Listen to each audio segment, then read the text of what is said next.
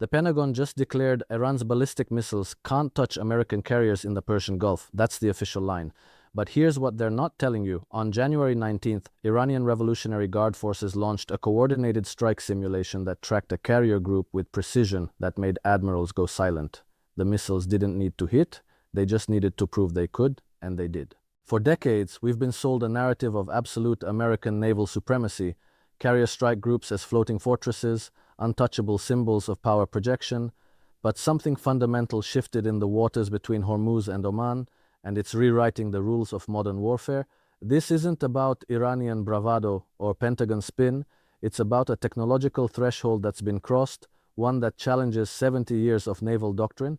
The implications ripple far beyond the Middle East, from Taiwan to the Black Sea, from defense budgets to oil futures, from diplomatic posturing to the actual calculus of war.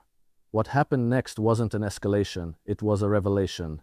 And understanding it means understanding where global power is actually flowing right now. Let's go back to that January morning in the Persian Gulf, because the details matter more than anyone wants to admit. The USS Theodore Roosevelt, a Nimitz-class supercarrier, was conducting what the Navy called routine operations. That's military speak for showing the flag, projecting power, reminding everyone in the region who supposedly runs these waters. 1,100 feet of American steel, nuclear-powered, carrying somewhere around 70 aircraft, escorted by guided missile cruisers and destroyers bristling with the most advanced defensive systems money can buy. On paper, it's untouchable. In practice, well, that's where things get interesting. Iranian forces didn't launch an actual attack, of course. What they did was run a simulation, a demonstration of capability that was designed to be seen, tracked, and understood by every intelligence apparatus watching. They fired missiles that followed trajectories calculated to intersect with the carrier group's position. They didn't arm them for impact, but they armed them with a message. We know where you are, we know how you move, and we can reach you. The missiles were a mix of systems, including their K-Bar-Shekan medium-range ballistic missiles, and what intelligence analysts believe were variants of the EMAD, missiles with maneuverable re-entry vehicles. That last part is critical because it means these aren't the predictable parabolic trajectories that Aegis systems were designed to intercept back in the 80s and 90s. These are missiles that can adjust course in their terminal phase, that can jink and weave as they approach their target. Now, the Pentagon's response was immediate and predictable. They downplayed it. Spokesman after spokesman appeared on news channels explaining that American carrier groups have multiple layers of defense, that the Aegis combat system can track and engage hundreds of targets simultaneously, that SM-3 and SM-6 interceptors are specifically designed for this threat profile. All of that is technically true. But here's what they didn't emphasize. Those defensive systems have never been tested against a saturation attack of modern ballistic missiles in an actual combat scenario. Never. Every successful intercept test you've seen publicized was conducted under controlled conditions, often with advanced knowledge of the target's launch time, trajectory, and characteristics. War doesn't work that way. What Iran demonstrated wasn't just that they have missiles that can reach carriers. That's been theoretically possible for years. What they showed was coordination, integration of intelligence, surveillance, and reconnaissance with strike capabilities in real time. They tracked that carrier group not with one system, but with multiple overlapping sensors, coastal radars, over-the-horizon systems, possibly satellite data, certainly drone surveillance from high-altitude platforms that have become incredibly difficult to detect and even harder to justify shooting down when they're operating in international airspace. This is the kill chain modern warfare demands, and Iran just proved they have it operational. Let me put this in context because the implications stretch far beyond one incident in the Gulf. For the entire post-World War II era, American foreign policy has rested on a foundation of power projection, and the centerpiece of that power projection has been the carrier strike group. These floating air bases allow the United States to park offensive capability off anyone's coast, to threaten any littoral nation, to conduct air operations without needing permission from neighboring countries for basing rights. It's been the ultimate tool of coercion and deterrence, the physical manifestation of what's sometimes called the rules-based international order. But that whole structure depends on one crucial assumption, that the carriers themselves are essentially invulnerable, that no rational adversary would dare attack one because the defenses are impenetrable and the retaliation would be devastating. That assumption is crumbling, and it's been crumbling for a while now. The Chinese have been saying it explicitly for over a decade with their DF-21D and DF-26 anti-ship ballistic missiles, systems they've nicknamed carrier killers with characteristically blunt Chinese pragmatism. The Russians have been developing hypersonic missiles like the Zircon specifically to defeat carrier group defenses. And now Iran, with a defense budget that's a rounding error compared to the American military spending, has demonstrated they're in the same game.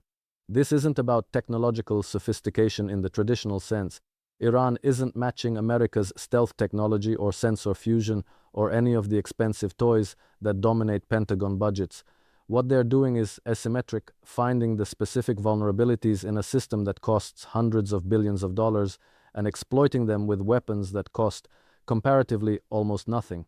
Think about the economics of this for a moment because it reveals something fundamental about how power is shifting in the world. A carrier strike group represents an investment of somewhere between $15 and $20 billion when you account for the carrier itself, the aircraft, the escort ships, and the support infrastructure. The annual operating cost is well over $1 billion. Iran's ballistic missiles, even the sophisticated ones, cost somewhere between $1 and $5 million each. You can see the arithmetic problem immediately. If Iran launches a salvo of 50 missiles at a carrier group, they're spending maybe $200 million. If even a handful of those missiles get through the defenses, they could mission kill or sink a ship worth billions, or they could simply force the carrier to withdraw from the area, which achieves the strategic objective without firing a shot that actually impacts. This is what military theorists call anti-access area denial, or A2AD in the jargon. It's the defensive strategy of making it too costly, too risky for an adversary to operate in your peripheral waters, and it's completely rewriting the calculus of American naval power. Because here's the thing that keeps admirals up at night. You don't actually have to sink a carrier to win. You just have to make the president and the national security establishment believe there's a credible chance it could be sunk. The political cost of losing a carrier, of having 5,000 sailors killed in a single strike, of watching a symbol of American power slip beneath the waves on live television, that cost is essentially infinite.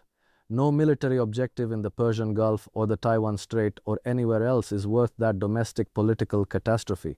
So the mere credible threat of being able to do it achieves the strategic goal. And that credibility is what changed in January.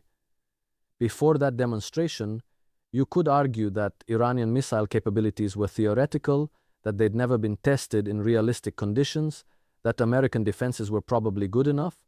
After that demonstration, those arguments became much harder to make with a straight face. Iranian commanders showed they could track a moving carrier group and calculate firing solutions that would work in real time. They showed they have the command and control infrastructure to coordinate complex strikes. They showed, most importantly, that they're willing to publicly demonstrate these capabilities, which suggests a level of confidence that wasn't there before. Now let's talk about what this means for the broader geopolitical landscape, because nothing happens in isolation. The United States has been trying to build a coalition to contain Iran for decades. Sometimes it's framed as preventing nuclear proliferation, sometimes as countering terrorism, sometimes as protecting freedom of navigation in the Strait of Hormuz. But the underlying strategy has always been to use the threat of overwhelming military force to keep Iranian ambitions in check. That strategy assumed American forces could operate in the region with relative impunity, that if push came to shove, carriers could park offshore and launch strikes against Iranian targets while remaining safely out of reach of meaningful retaliation. That assumption now looks questionable at best, and America's regional partners are noticing. The Saudis have been normalizing relations with Iran. The Emiratis have been hedging their bets. Even Israel, which has been the most vocal about the Iranian threat, has been shifting its strategy toward long-range strikes from standoff distances rather than relying on American carrier-based air power.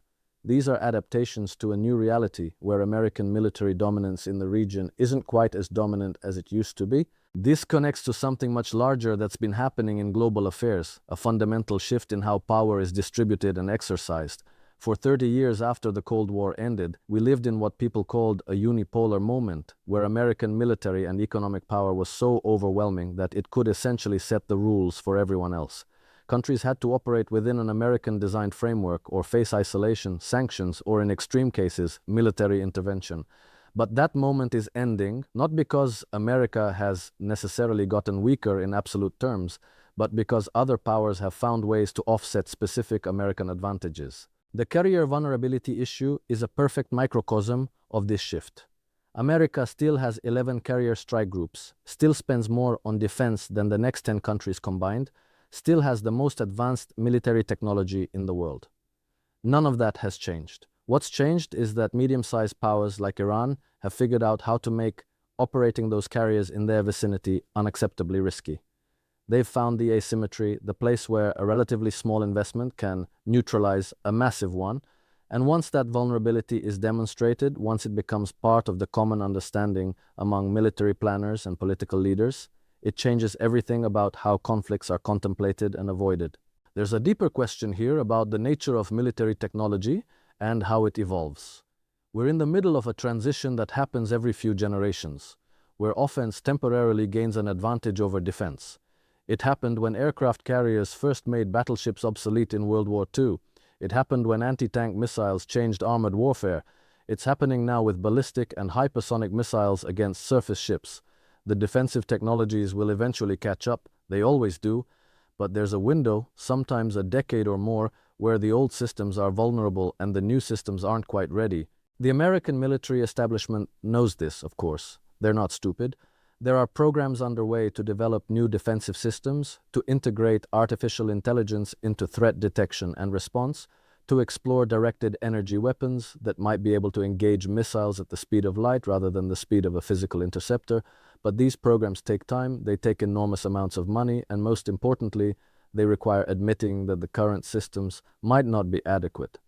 That admission is politically difficult because it raises questions about the hundreds of billions of dollars already spent on supposedly state-of-the-art defenses. So instead, we get this strange theater where everyone pretends the emperor still has clothes. The Pentagon insists carriers are survivable in contested environments. Congress keeps funding carrier construction at $3 to $4 billion per ship. The Navy keeps deploying them to potential hotspots. And potential adversaries keep developing and demonstrating the weapons that would put them at risk. It's a kind of mutual pretense that works until suddenly it doesn't, until there's an actual crisis where someone has to decide whether to risk a carrier in combat or back down. That crisis might come sooner than anyone wants to admit. The situation with Iran is just one flashpoint. There's Taiwan, where Chinese anti-ship missiles would make any American carrier-based intervention incredibly risky.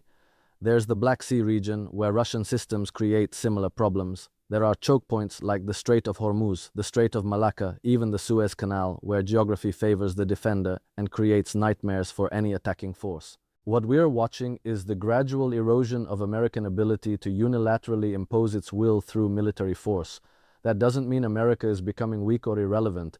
It means the world is becoming multipolar again, where regional powers have genuine defensive capabilities that constrain what external powers can do in their neighborhoods. It means diplomacy and negotiation become more important because the military option becomes less viable. It means alliances and coalitions matter more because unilateral action becomes riskier.